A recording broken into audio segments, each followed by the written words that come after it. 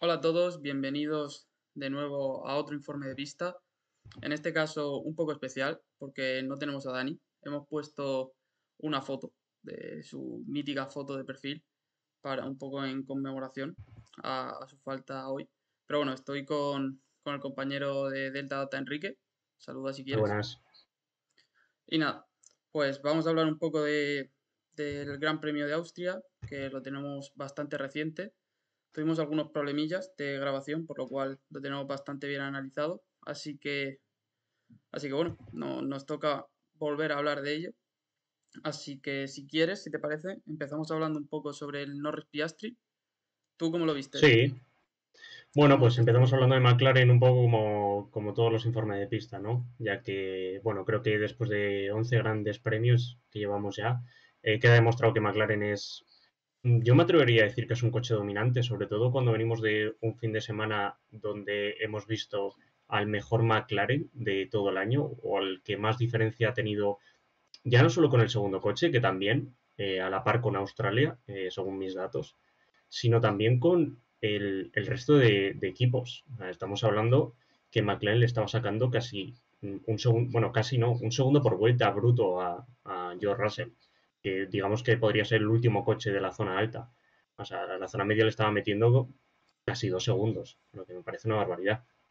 Pero hablando un poco del fin de semana de los pilotos, bueno, victoria para Lando Norris, completa para mí un gran fin de semana.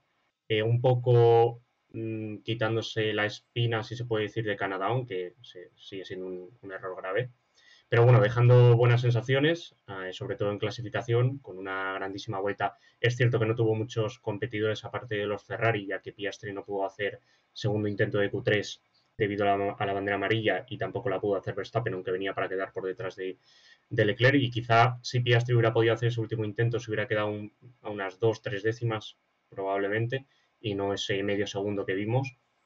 Pero bueno, igualmente fue una gran clasificación de Lando Norris en un circuito que ha demostrado ser fetiche, ¿no? Para él, un circuito que le gusta mucho. Y después en carrera, Piastri estuvo muy bien en el primer stint y tuvimos una muy bonita batalla. eh, ya que pasó un poquito lo que hemos visto y que después hablaremos de Alonso Lawson, de que el DRS te ayuda a estar pegado quizá aunque tengas un poco menos de ritmo. Y en este caso Piastri lo aprovechó a la perfección, de hecho hasta le pudo tirar el coche en las primeras vueltas y Norris hizo un lacito, en mi opinión, precioso para devolvérsela, y en ese sentido fue una batalla muy bonita. Y después, antes de que mandaran a Norris a boxes, Piastri tiene una pasada de frenada donde casi se lo lleva puesto, que es algo de lo que nos ha hablado mucho y que podía haber sido, vamos, podía haber sido una catástrofe para el equipo. Pero bueno, finalmente la estrategia fue quizá para lavarse las manos, McLaren, para no tener muchos problemas, parando a Norris primero, dejando a Piastri tan solo 4 vueltas por detrás, y después en el último stint no le dejaron tener ese margen de ventaja de neumático, y era muy difícil que con el mismo coche hubiera podido llegar a adelantarle, aunque los doblados al final de carrera le ayudaron un poco más a Piastri para poder acercarse. Pero bueno, finalmente Norris tenía cierto control y en cuanto a ritmo limpio estaban muy parecidos, y Norris tenía incluso media decimita más en ese aire limpio. Así que por esa parte de los McLaren, pues yo he visto muy fuerte a Lando Norris. Sí, yo lo primero que quiero decir es que Norris y Piastri me parecen los dos contendientes al título con un rendimiento más igualado desde la época de Hamilton y Alonso en McLaren 2007. Quizás a lo mejor son palabras mayores, pero es que si nos ponemos a recabar un poco en el resto de temporadas, quizás lo más cercano puede ser el Hamilton-Verstappen, pero en mi opinión Verstappen rindió un poquito mejor que Luis en esa temporada 2021. Pero es que si nos fijamos, que Delta Data también aquí Enrique pues ha puesto los ritmos varias veces de lo cerca que están Norris y Piastri, es que están siempre a la milésima. O sea, prácticamente en todos los grandes premios están a la milésima. Es raro que en los ritmos globales finales estén a una décima o a más de una décima. Es bastante extraño. Creo que solo pasa en un gran premio o dos. Y joder, o sea, es muy chocante. O sea, no, sinceramente, a mí me resulta me resulta muy curioso porque yo creo que no lo hemos visto ni siquiera en ninguna otra pareja de pilotos. Esa igualdad tan tremenda que parece que, no sé, sinceramente a mí me choca mucho eso. Luego, Sí, sí, respecto un poco totalmente. Mira, al... por dar el dato, Sí, salvo en el Gran Premio de Arabia Saudí, donde Norris fue casi 3 décimas en aire limpio más rápido que Piastri, en el resto de grandes premios, en Australia la diferencia entre ambos fue de 45 milésimas, en China fue de 9 milésimas, en Japón de 78, en Bahrein 18 milésimas, en Miami 47, en Imola 13, en Mónaco 33, en España 18, en Canadá 4 milésimas y aquí en Austria, como podéis ver en pantalla, 57. O sea, y al final es un poco, yo creo que mérito de McLaren de hacer un coche a la vez que tan bueno, un coche tan completo para ambos pilotos, al contrario de lo que hemos visto en otros equipos como por ejemplo Red Bull, o sea, radicalmente. Y creo que eso también beneficia a ambos en el sentido de que quizá en el desarrollo del coche, al tener dos pilotos con muchos datos y que quizá a la hora de hacer pruebas en el tema del simulador, pues se pueden compaginar mejor, es una noticia para el equipo y lo que has comentado tú, una igualdad, vamos, espectacular. O sea, el rodar a la milésima durante tantas vueltas es algo muy complicado de ver. sí, yo ya un poco respecto al Gran Premio, que estoy muy de acuerdo contigo, en la quali vimos un Lando Norris muy dominante, una de las mejores vueltas de quali que yo he visto esta temporada, quizás la de Russell y alguna de Verstappen, alguna de Leclerc puede ser, pero me sorprendió porque veníamos de pues bastantes errores, sobre todo en quali de Lando Norris, que incluso fallaba en los dos intentos de Q3, o sea, es que no es que fallase solo en uno, es que no conseguía clavar la vuelta en ninguna de los dos stints y sin embargo ocurrió todo lo contrario, que hizo una muy buena vuelta en su primer stint, pero es que también volvió a clavar la vuelta en el segundo stint. Y acabó sacando 5 décimas que quizás, como ha dicho Enrique, no son del todo reales, pero bueno, le iba a sacar 2 3 décimas a Piastri, que como hemos comentado no es lo habitual. Luego en carrera, yo los vi muy igualados. Es que cuesta decidirse por quién hizo mejor carrera, realmente. Yo en el momento me decantaba a pensar un poco porque Lando fue un pelín más lento, pero fue un poco mejor en el cuerpo a cuerpo. Entonces, diría que suplió una carencia con la otra. Luego aquí estamos viendo que en aire limpio parece que Norris sí que fue un poquito más rápido que Piastri, unas milésimas más rápido, como muestra Enrique. Pero mi sensación viendo la carrera es como que Piastri tenía un poquito más. Muy poquito, pero me daba esa sensación. Pero bueno, ya sabemos que el líder de carrera casi siempre está gestionando y es complicado saberlo a ciencia cierta. Entonces, bueno, creo que se va a seguir manteniendo esta igualdad a lo largo de toda la temporada. Creo que ese Lando Norris superior a Piastri claramente que vimos la temporada pasada, por mucho que Norris consiga adaptarse, no se va a volver a ver. Es decir, puede ser que Norris pueda ser un poco más rápido en ritmo si se consigue terminar de adaptar y ganar confianza en este McLaren, pero no vamos a volver a ver esa diferencia tan abismal que tenían antes. Creo que es evidente que Piastri ha dado un salto de calidad y que lo está manteniendo y que yo creo que podemos tener una lucha por el Mundial muy bonita a partir de ahora. Totalmente. Respecto a lucha por el Mundial, es verdad que no va a ser tan bonita por culpa de que probablemente Verstappen ya no tenga opciones de luchar ese Mundial. ¿Qué opinas tú, Enrique, sobre si tiene opciones, si no tiene opciones? ¿El Mundial está decidido? ¿Crees que pueden haber otros pilotos que puedan luchar ese Mundial? Quizá Ferrari, que ahora está un poco a la alza. ¿Qué opinas? Mira, yo creo que el principal problema no ha sido el abandono de Verstappen este fin de semana o la aliada de España, sino el rendimiento del McLaren. Es decir, lo que veníamos viendo de Verstappen en estas primeras carreras era un poco irreal. Es decir, el que Verstappen estuviera luchando por poles y victorias, mm, yo creo que son unas actuaciones sobresalientes. De hecho, en Japón, yo creo que estás de acuerdo, Alberto, vimos una de las mejores carreras de Verstappen, o más que de Verstappen, de un piloto en la historia de la Fórmula 1, al menos con la clasificación que hizo, que le permitía luchar por la victoria, pero en circuitos donde se podía adelantar, hemos visto donde Verstappen, por mucho que quisiera, no podía hacer nada contra los dos McLaren, sobre todo si el ritmo de carrera es muy fuerte.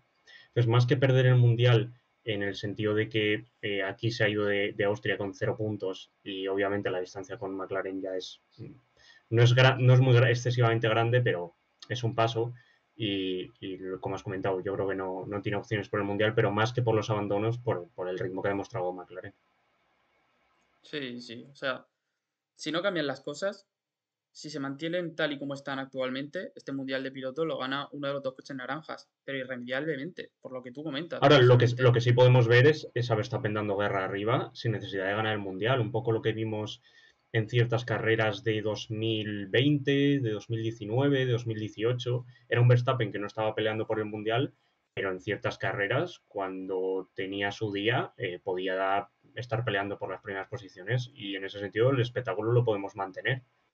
Claro, o sea, habrá circuitos en los que o Verstappen, o Leclerc, o Russell acechen la victoria y que puedan estar ahí arriba, pero lo que sí que tenemos claro es que aunque uno de estos tres pueda rendir muy alto o por sus características en ese circuito, o porque están inspirados, o porque precisamente su coche pues, se adapta un poco mejor a la configuración de ese circuito, lo que sí que tenemos claro es que McLaren siempre va a estar ahí. Habrá veces que sea prácticamente dominante y otras veces, pues, que esté un poco a la par, pero lo que no van a faltar son los dos coches ahí luchando. Entonces, esa es un poco la tónica habitual de la temporada, que siempre hay uno, a lo mejor dando guerra, pero los dos McLaren siempre están ahí y es muy difícil a dos pilotos como Piastri y Norris, que son muy buenos, ganarles un mundial con tanta diferencia de coches, sobre todo porque lo que hemos estado comentando en otros grandes premios, o sea, al fin y al cabo, ese McLaren es muy, o sea, es muy sólido, o sea, es muy regular en todos los circuitos, es que no tiene Totalmente. fallas, es rápido en curva lenta, es rápido en curva rápida, es rápido en recta, degrada súper bien, es que es súper completo en todo, o sea, parece el Red Bull antiguo de 2023. Entonces, bueno, creo que esa es una de las claves por las que McLaren, sobre todo, pues domina esta temporada a pesar de que han cometido errores sus pilotos. Eh, Ujú. Tuvimos el error de Antonelli, que, que bueno, no sé si quieres hablar un poquito del error de Kimi, no sé qué opinas sobre él. Nada, no mucha cosa que decir. Bueno, un error grave, se pasa de frenada. Bueno, en mi opinión, bastante grave. Bastante grave, aunque no en el sentido de la acción. Es decir, al final las consecuencias son, yo creo que bastante graves. Y de hecho, han sido bastante poco a lo que podrían ser, ya que tuvimos suerte, entre comillas, o los pilotos tuvieron suerte de que solo Verstappen fue el abandono con Antonelli, porque Lawson le rompe cierta parte de la pletina delantera del alerón. Sí, en la repetición se puede ver y vamos, no se lleva a un par de pilotos más de milagro.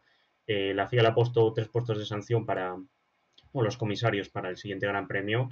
Bueno, yo creo que yo esperaba esa sanción, pero vamos, si le mandan salir desde el pit lane en el siguiente Gran Premio no me parecería ninguna locura o no sería ninguna sanción, digamos, ninguna locura, en mi opinión.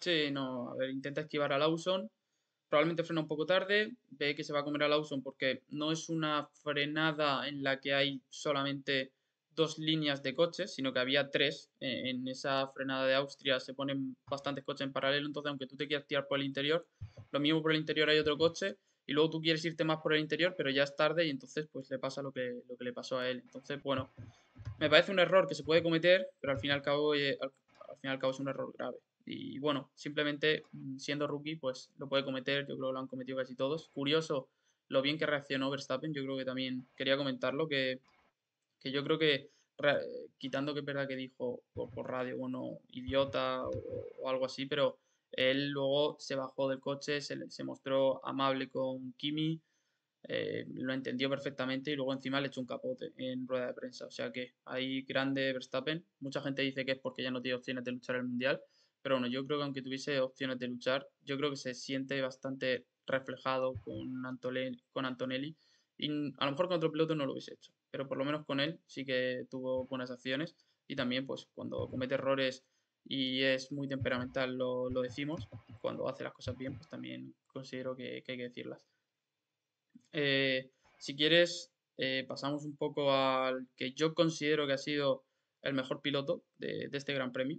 En Yo quali también. quizás no estuvo a tan alto nivel, pero la carrera fue una exhibición de estrategia sobre todo, porque estratégicamente estuvo todo el rato Alonso detrás de Lawson, pillando el DRS con un coche que claramente era inferior y luego al final, pues acabó manteniendo la posición a Bortoleto con un escándalo de estrategia en el que, bueno, acabó usando a McLaren que les estaba doblando, acabó usando la zona de DRS para al final pues sacar los codos, defenderse de un Portoleto que tenía un diferencial de neumático de 14 vueltas o 17 vueltas, algo así, más rápido que él. Ujú.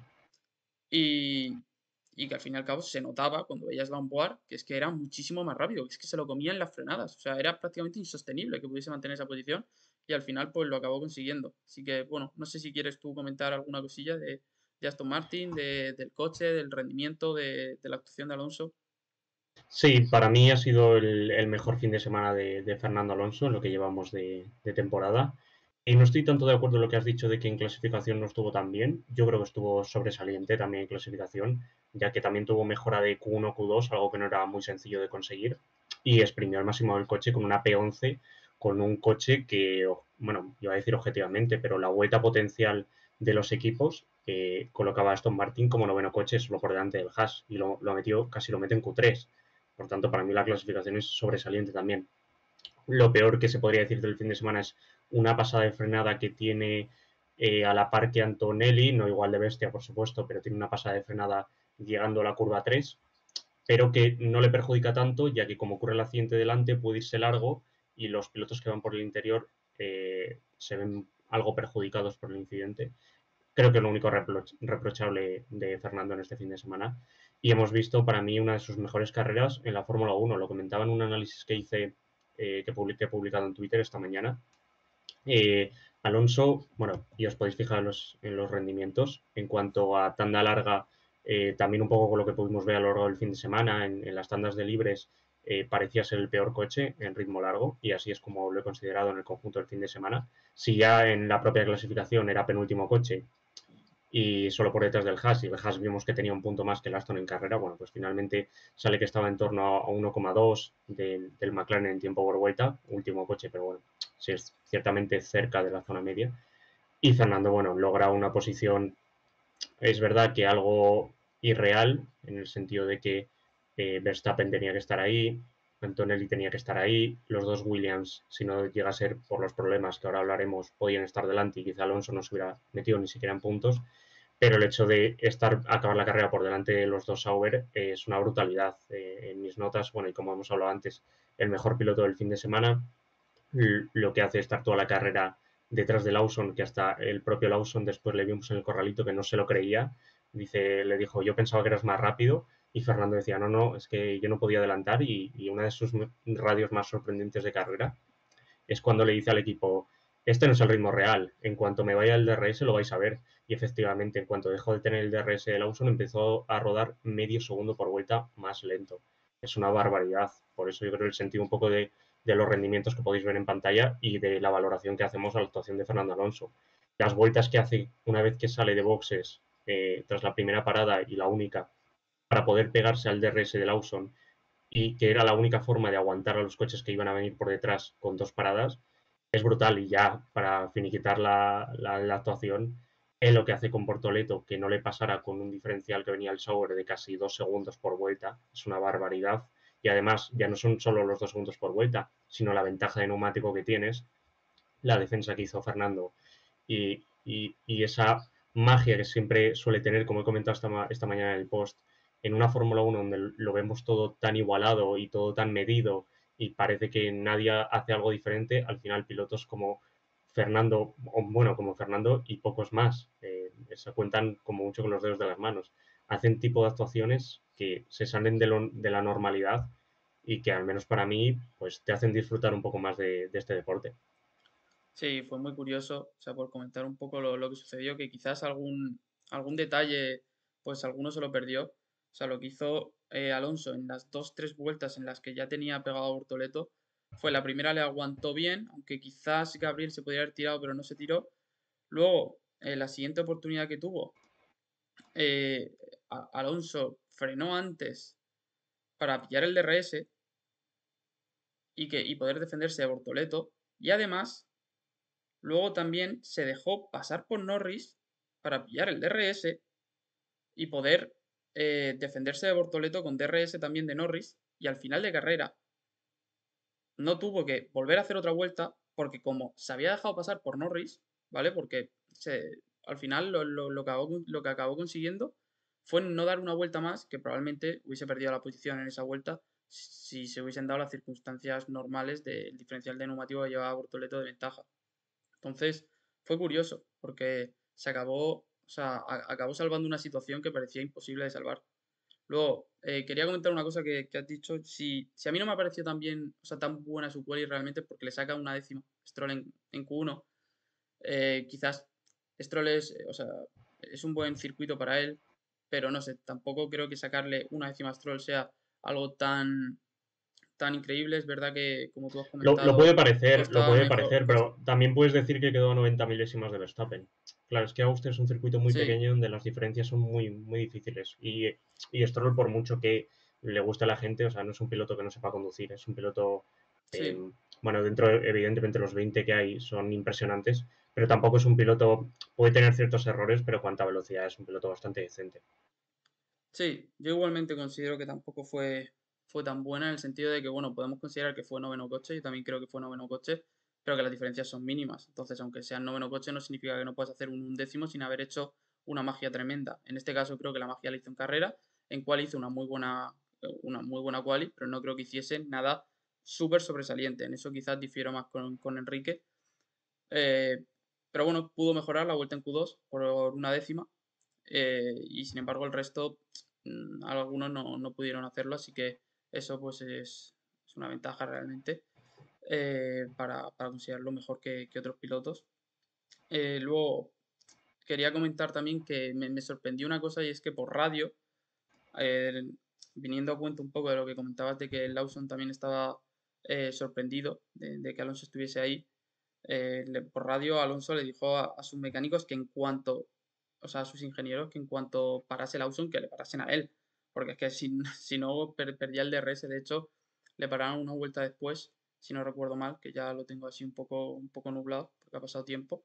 Pero sí, creo que paró una vuelta después y se quedó a 2 segundos, 1 o 2 segundos, y tuvo que recortárselos, pero bueno, tuvo la suerte de que Lawson se encontró con el tráfico de Gasly y pudo recortárselos al final. Pero bueno, la verdad es que fue importante pillarle el DRS ahí. Luego ya creo que, según comenta, me pareció escuchar, que cometió un error, porque iba todo el rato al límite, cometió un error y entonces ya perdió el DRS y ya pues iba 5 décimas más lento. Así que bastante buena estrategia de Alonso en general, por concluir un poco con eso. Luego ya, por avanzar con el siguiente piloto español, ¿vale? Porque lo vimos poco, pero es verdad que realmente compitió en el Gran Premio, si se le puede llamar así. eh, Fue Carlos Sainz, que volvió a tener muchísima mala suerte. Y yo quería decir una cosa realmente, y es que el mal fario de Sainz continúa, y lo peor es que ahora encima se está contagiando Williams. Es decir, la buena fortuna que estaba teniendo Albon se está acabando también, y estamos empezando a ver que probablemente el Williams es uno de los coches más desaprovechados de la parrilla, si no el que más, por lo menos en cuanto a velocidad. O sea, no están consiguiendo Totalmente. materializar esa ventaja, ese diferencial de velocidad que tienen con respecto al resto, o aparentemente tienen con el resto de equipos de zona media. Y yo realmente me hago una pregunta, y que yo creo que también se tienen que hacer los ingenieros de Williams, y es: ¿de qué sirve aparentar ser los más rápidos de la zona media si luego al final nunca lo puedes demostrar por fallos de fiabilidad?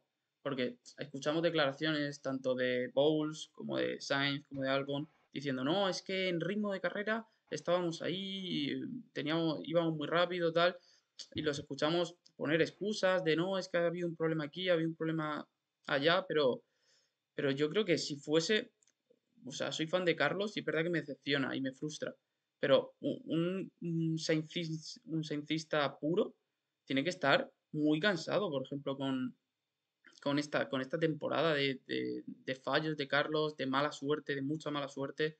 No sé, yo creo que llega un punto en el que tiene que cambiar, o sea, tienen que cambiar algo. Es decir, hay cosas que no se pueden prevenir y que son mala suerte, ¿vale? Pero que tú al inicio de una carrera no puedas salir porque empiezan a calentársete los frenos y empieza a salir humo y empieza a salir fuego. A ver, eso, si le pasa a tu coche, realmente es porque había una mala preparación previa. Y, y hay algunos fallos mecánicos que, bueno, que no se pueden controlar del todo, pero eso sí, ya llega un punto en el que no puede pasar, y que tienen que ponerse manos a la obra en eso, ¿vale? No hace falta traer tantas mejoras de rendimiento, traer mejoras de fiabilidad, o sea, es lo que necesita ahora mismo Williams. Williams ya no va a luchar por el Mundial, pero por lo menos que se consolide como mejor equipo de la zona media. Entonces, o por lo menos que sus pilotos puedan ganar confianza, porque es que ni siquiera pueden pilotar. Entonces, bueno, yo considero que eso sería bastante importante, o es lo que haría yo si fuese Williams. No sé qué opinas tú de todo esto, por ejemplo. Sí, y además de lo más grave que has comentado es que venían de dejar a sus dos pilotos en clasificación con problemas en el coche. O sea, Sainz directamente, la última vuelta de clasificación, o sea, era un desastre, tú lo veías en la onboard, ese coche no estaba bien, o sea, no podía No hacer para hacer ninguna curva, correcciones. no podía hacer ninguna curva normal, y Albon también comentó que tuvieron problemas durante toda la clasificación. Mira, por dar un dato, en los últimos dos grandes premios solo ha habido un Williams que ha cruzado la meta. Y además han sido un coche, vamos. Además han sido dos grandes premios donde el Williams tenía muchísimo potencial. O sea, en Canadá el Williams, vamos, en libres aparentó ser un coche de poder haber hecho, pues estaban los dos Mercedes, los dos Red Bull, los dos Ferrari, los dos McLaren, pero Williams estaba detrás. O sea, eso creo que estamos más o menos todos de acuerdo. Es cierto que tuvieron ciertas complicaciones con el tráfico y tal, pero bueno.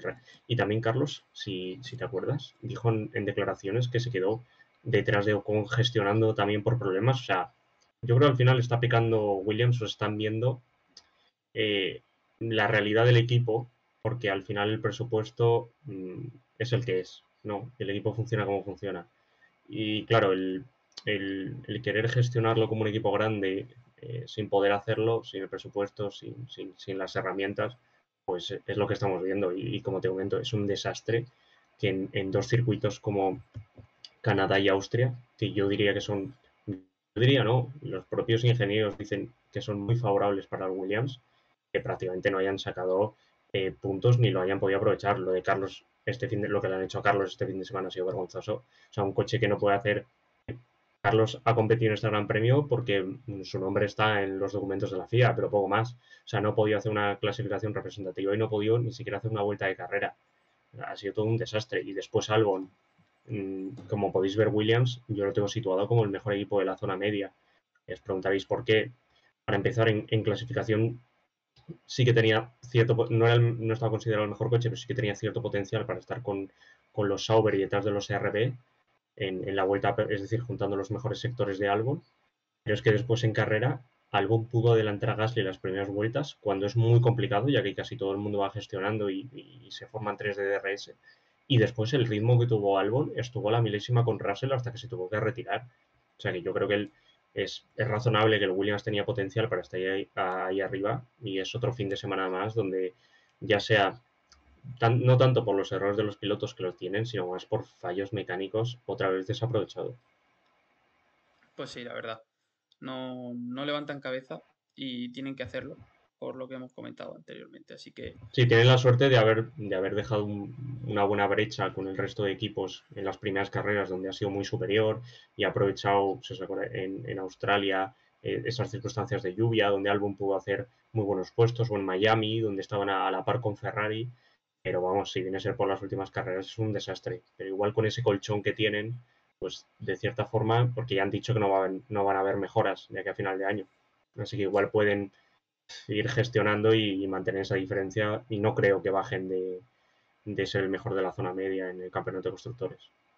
claro, es que además yo estoy bastante confundido en el sentido de que yo también pondría a Williams donde tú lo has colocado un poco por intuición y por estimarlo ahí. Creo que es una buena Y al final ya estimación sabemos que dejarlo son ahí. estimaciones y que más o menos Pero, al sí, final sí, lo sí. podemos situar, pero Pero, o sea, quiero decir que yo estoy confundido en el sentido de que, o sea, yo creo que habrá grandes premios en los que pueden estar.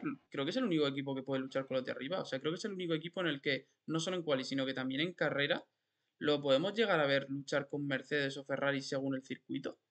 Y, y no lo hemos podido ver. Y que mira, lo había estaba viendo circuitos y le como sacan, Canadá que eran le muy sacan favorables, 19, ¿eh? 19 puntos al RB. Claro. Entonces, no sé. Simplemente quería comentarlo porque todo el rato en libres, sobre todo, da la sensación de que el Williams puede aspirar a más y luego al final se queda en nada.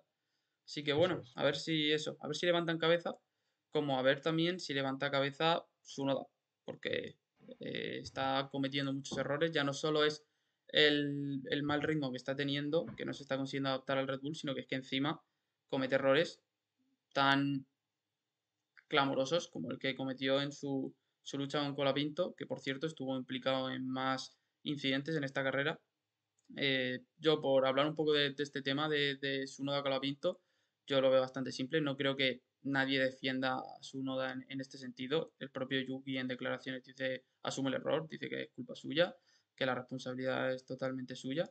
Y ya está, así que bien por él admitiéndolo, me gusta esa autocrítica, porque creo que es necesaria si quiere seguir mejorando.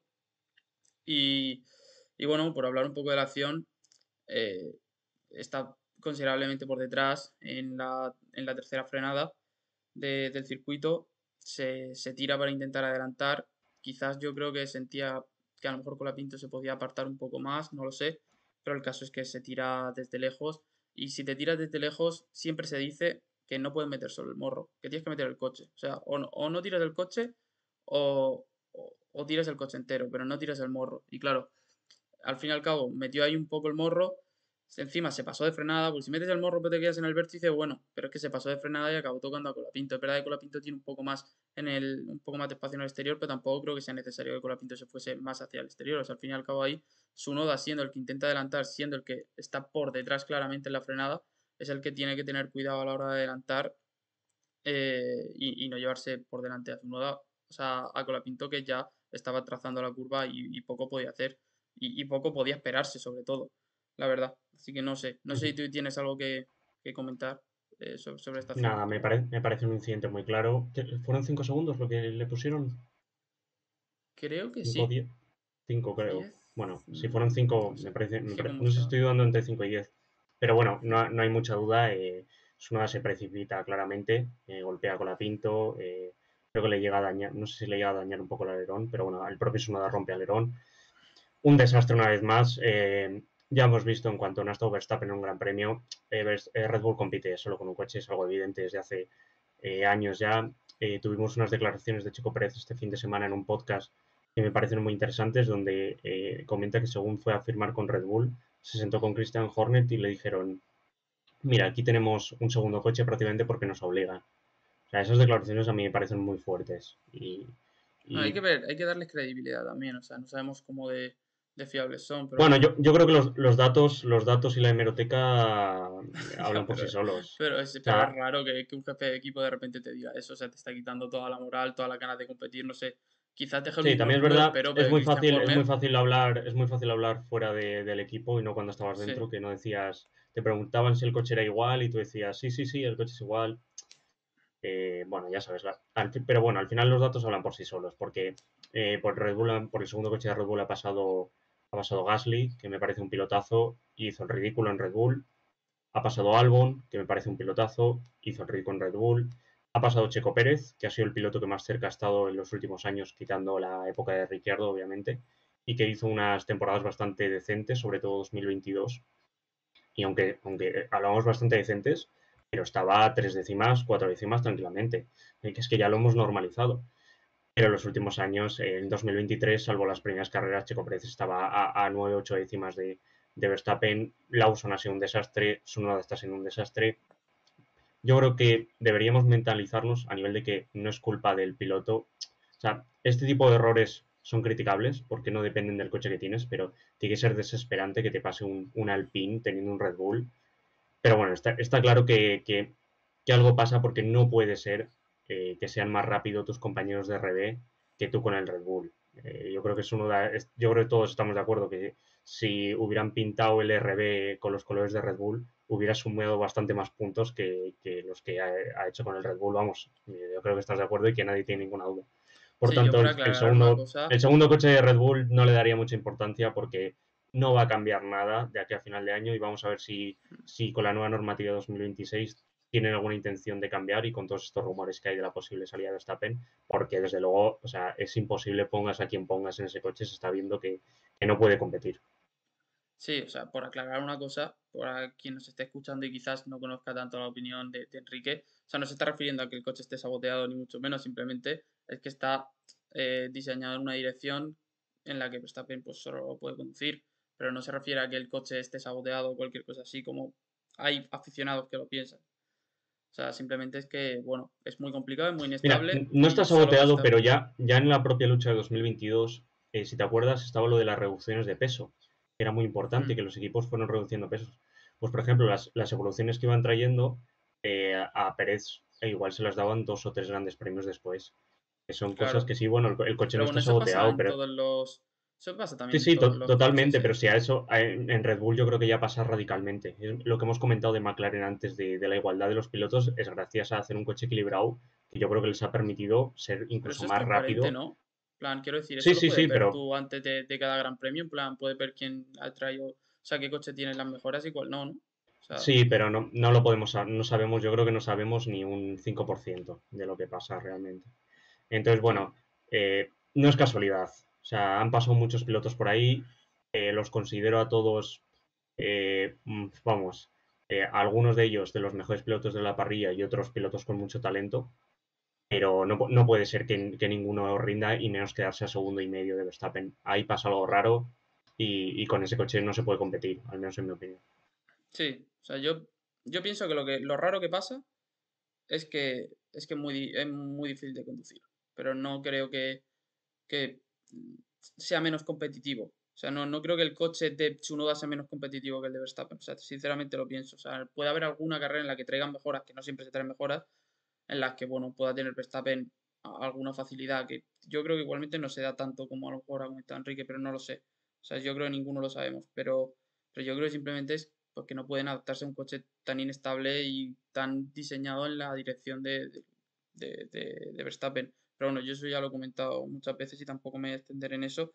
El Colapinto es el que sí que se está consiguiendo, sí que está empezando a adaptarse a este Alpine, pero lo que no está consiguiendo es dejar de estar en todos los fregados. Y de aquí tuvo una acción con Piastri en la cual yo considero que, bueno, puede ser un poco culpa del equipo, pero yo creo que más o menos escuchando a la radio se puede entrever que sobre todo es culpa suya porque sí que le avisan. Es verdad que justo sale Piastri, entonces, bueno, puede tener un pase, pero bueno, el caso es que ya no solo focalizando un poco en el error de Colapinto, que tampoco me parece tan grave como tal por la parte de Colapinto, pero lo que sí que me parece grave es que un piloto, o sea, es inadmisible que un piloto doblado, o sea, obstaculice a un piloto que está luchando la carrera. O sea, incluso en este caso, Obstaculicé de forma, o sea, visualmente sí, tremenda. O sí, sea, le echó de pista que le podía haber provocado hasta daños. sí, lo echó fuera de Y pista, es hasta me parece hasta insultante que la sanción sea de 5 segundos. sí, sí, o sea, lo echa fuera de pista, lo echa a la hierba y, bueno, es que si llega a ser grava, pues a saber si hubiese tenido más daños Piastri y a lo mejor no acaba ni segundo. Pero es que a lo mejor, Ujú. si yo qué sé, si lo llega a echar un poquito más y no da el último volantazo que acaba dando Franco cuando se da cuenta, lo mismo trompea a Piastri. O se acaba chocando contra el muro porque el muro ya estaba más o menos cerca. O sea, podría haber pasado cualquiera de esas situaciones y no me hubiese parecido tan descabellado. Entonces, a ver, o sea, era como lo típico de que parece de uy, uy, uy, uy, uy, uy, uy, y al final se cumple de que sí que lo acaba echando, porque parece, todos no lo veíamos venir y al final acabó ocurriendo.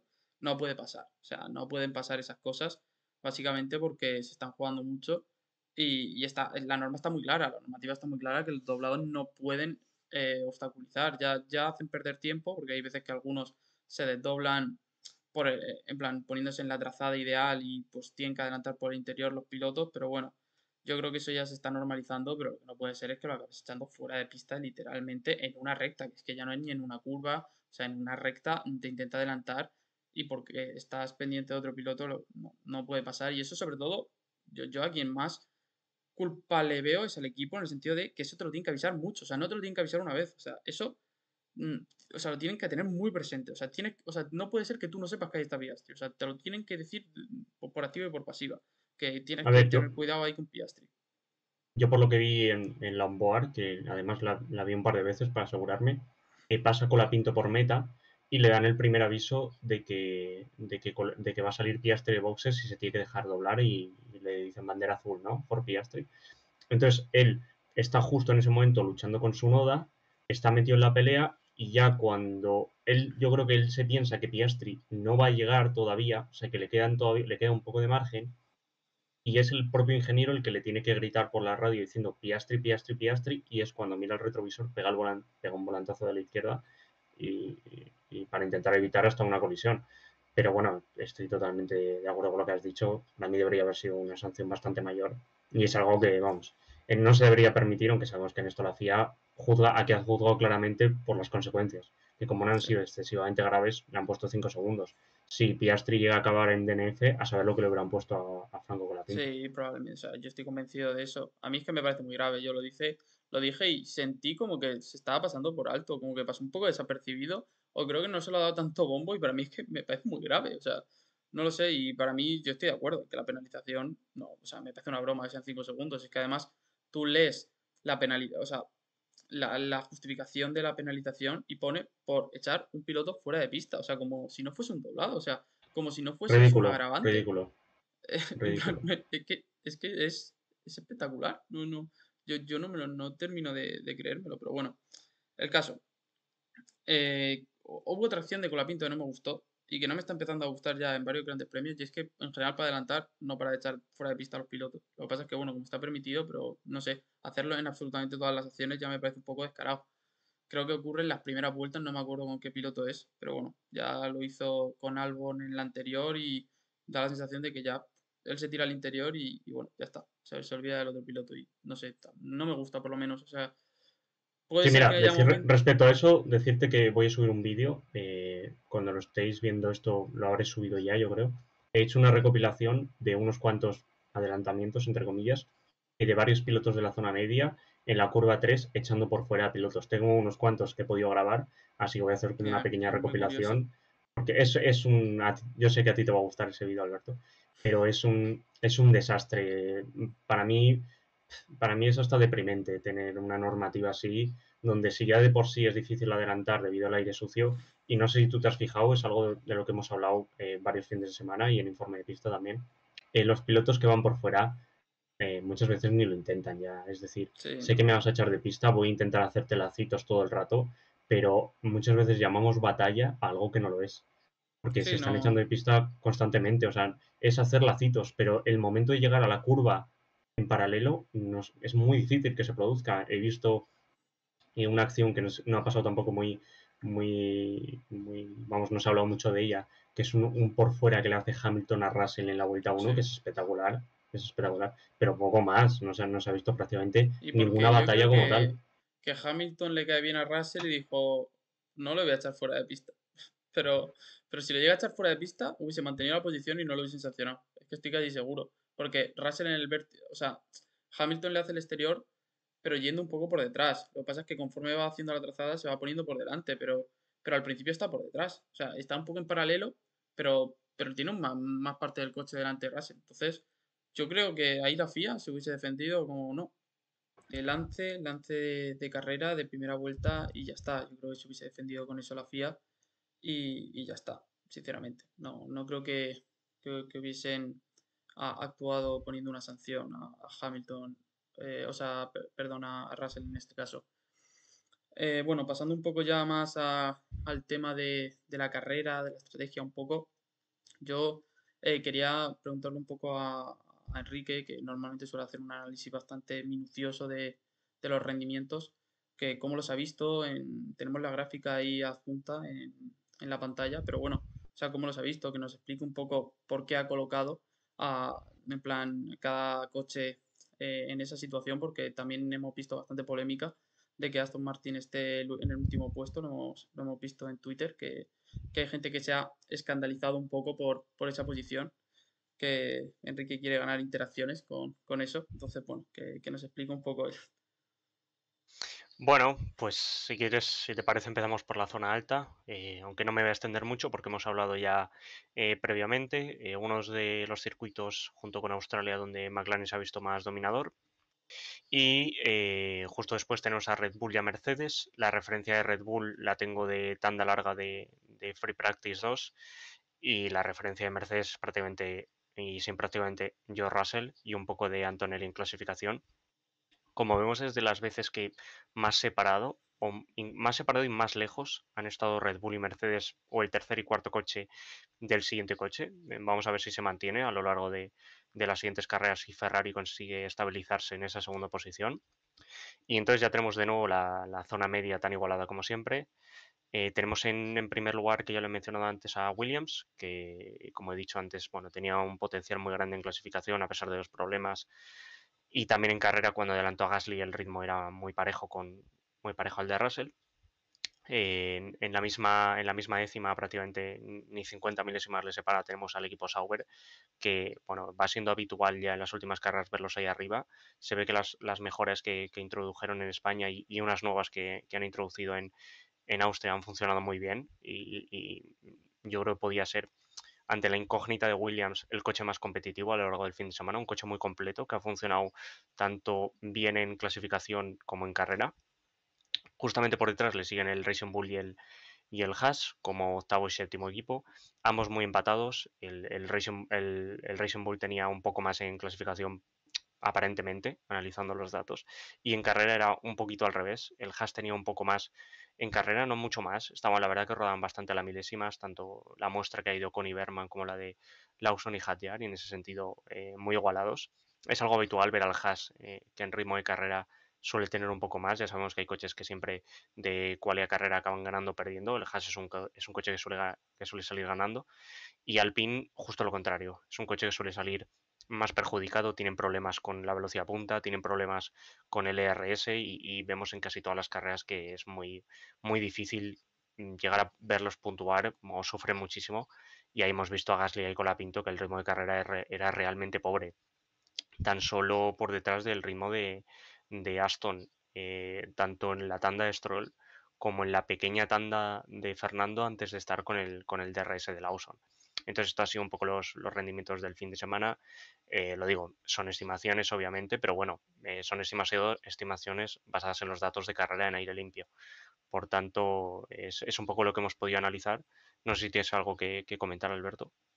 Sí, un poco un apunte, y es que el Alpine estuvo con muchos problemas, que lo escuchamos en la radio de Gasly, en la radio de Gasly, que llegó a decir incluso que iba a trompear en todas las curvas o algo así. Entonces, bueno, denota un poco los problemas que tuvo, y sin embargo Colapinto pareció un poco más cómodo en los momentos, sobre todo al final de carrera, cuando los dos tenían una estrategia muy parecida, lo vi más rápido. Luego en otras tandas quizá Carly estuvo un poco mejor, pero eso, o sea, me dio la sensación de que Pierre no estuvo cómodo, y sin embargo Colapinto sí. Y bueno, a ver si se mantiene esta tónica, porque yo creo que le ayudará a Franco a coger confianza, que yo creo que la necesita. Sí, mira, si te parece, por mencionar un poco a Franco Colapinto, sin ese incidente con su noda seguramente habría llegado a las posiciones de Gasly, no sabríamos si finalmente lo hubiera podido adelantar, pero hubiera estado muy cerquita de Gasly, si no por delante.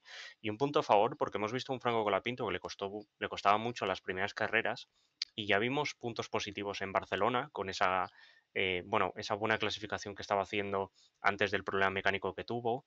Le hemos visto en Imola como tuvo mejor ritmo en aire limpio que Gasly, aunque sí que es verdad que Gasly podía tener ciertos daños en el fondo plano, que quizás es algo que se ha podido repetir en este Gran Premio, pero ya van siendo unos cuantos grandes premios en los que Colapinto está realmente cerca, salvo en clasificación, que es donde más difícil es que salgan esas últimas milésimas.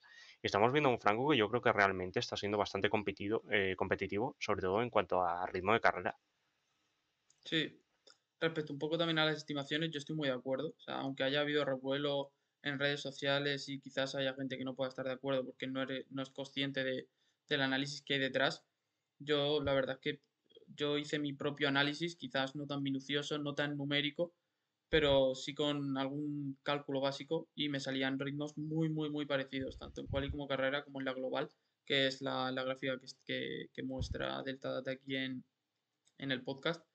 Sí, al Así final, que hacer un apunte, el lío que hubo por redes sociales no fue tanto dónde situar a los equipos, porque yo creo que la gente estaba bastante de acuerdo en términos generales, sino bueno, fue un comentario que se hizo acerca de que bueno, lo utilizaba para tener más interacciones o algo, bueno, algo que evidentemente es un trabajo que llevo haciendo fuera de las redes sociales muchos años y no tendría ningún sentido, creo que es evidente, y en general, bueno, pues creo que he tenido bastante apoyo por parte de la gente, pero nada más que añadir por hacerte un apunte.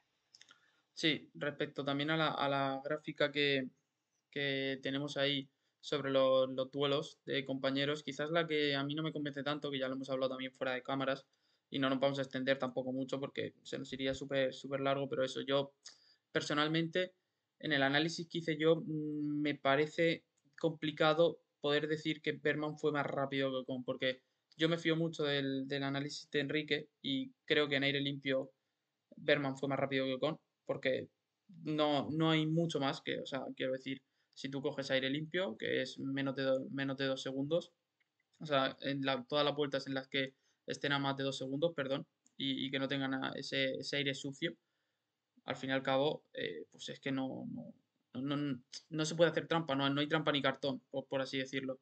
Entonces yo creo que Berman fue más rápido en aire limpio, pero hay ciertas circunstancias de carrera en las que hay aire sucio, pero en las que tú también puedes demostrar más velocidad que el piloto de detrás. Y bueno, puse un ejemplo en un momento dado en el que si, por ejemplo, Leclerc y Russell, o sea, Russell va detrás de Leclerc y Antonelli va detrás de Hamilton, pues eh, ahí los dos pilotos de Mercedes están en aire sucio, pero Russell está yendo más rápido que Antonelli porque Leclerc está yendo más rápido que Hamilton. ¿Sabes? En una situación normal de carrera en la que Leclerc va más rápido que Hamilton y Russell más rápido que Antonelli, que es la tónica habitual, ¿sabes? Entonces, bueno, creo que eso en carrera ocurre entre los pilotos y quizás pues Enrique no lo puede plasmar, pero porque no se puede, porque si tú quieres hacer esto de manera lo más objetiva posible, pues no puedes plasmarlo de otra manera mejor de lo que él lo hace. Pero es verdad que, bueno, en mi caso yo intento también utilizar, o sea, yo me apoyo muchísimo de sus datos y luego utilizo mi sentido común, utilizo mi intuición también pues, para intentar completar el análisis y acercarlo lo máximo posible a la realidad y que sea lo más representativo, por lo menos para mí. Entonces, pues eso, quizás Berman me descuadra un poco verlo así más rápido, porque al final acabo quedando a 15 segundos de Ocon con una estrategia que, bueno, que tampoco eran tan diferentes, los dos van a dos paradas, no sé. No, eh, al final el problema de Verban está en que cuando hace la primera parada sale detrás de Gasly y bueno, como podéis ver en las estimaciones y en ritmo real, el Haas se notaba que era un par de décimas prácticamente más rápido que el Alpine en aire limpio y le llega a adelantar por momento, pero Gasly se la devuelve y Berman no se la puede devolver en las siguientes vueltas. Entonces viene Ocon de hacer la parada con neumáticos más nuevos, le adelanta y a partir de ahí su carrera está vendida ya que va a salir un poco a trompicones y tiene un neumático más desgastado y además tiene pilotos más lentos delante que no ha sido capaz de adelantar. Por tanto, al final, el ritmo en aire limpio me parece muy claro, importante analizarlo, pero de poco sirve ser más rápido en aire limpio si después en la carrera no has podido quedar por delante por circunstancias de carrera, como es hacer un adelantamiento en un momento clave cuando tienes mejor neumático, más ritmo y tienes que escaparte. claro, a mí me parece extraño porque más o menos casi todos los que iban más rápido con mejor diferencial de neumáticos o los que iban más rápido en general por diferencial de coche, Sí, al pues final no estaban estás muy de pudiendo acuerdo, adelantar. pero te encajan todos menos uno, ¿eh?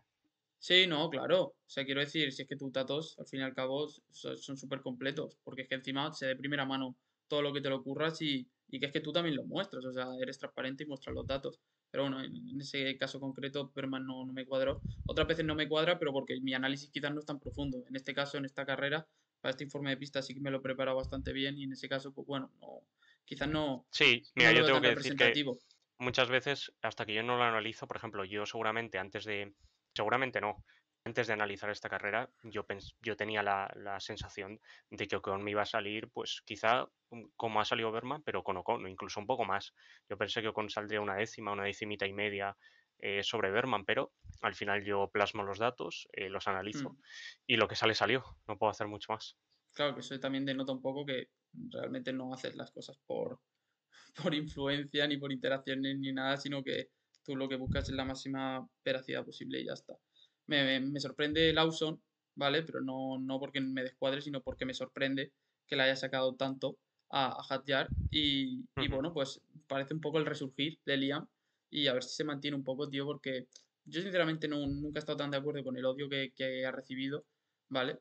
Es verdad que en parte se lo ha ganado un poco, pero creo que se le han echado mucho encima, sobre todo porque se ha metido con los pilotos españoles o latinos.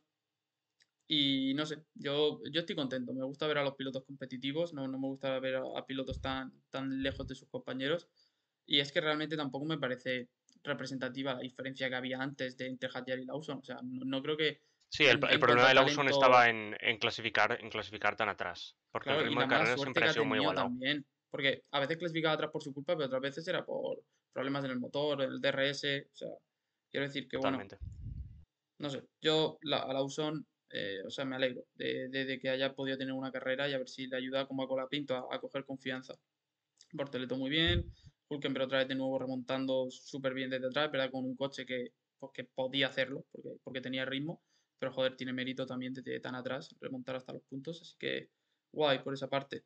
Yo una cosa que quería comentar realmente, porque, a ver, puedo parecer un poco repetitivo, porque ya lo comenté en el último informe de pista, pero yo insisto, o sea, yo insisto, y es que yo me he vuelto a divertir en esta carrera. O sea, yo he vuelto a pasármelo bien, he vuelto a disfrutar viendo la estrategia sin que un safety car arruine un poco ese potencial estratégico de ver qué pasa al final de carrera. No sé, o sea, yo me he vuelto a divertir y creo que en parte también, tanto por o sea, por lo compacta que está la parrilla, pero también porque el circuito de Austria, o sea, es que me parece de los mejores del calendario, si no el mejor.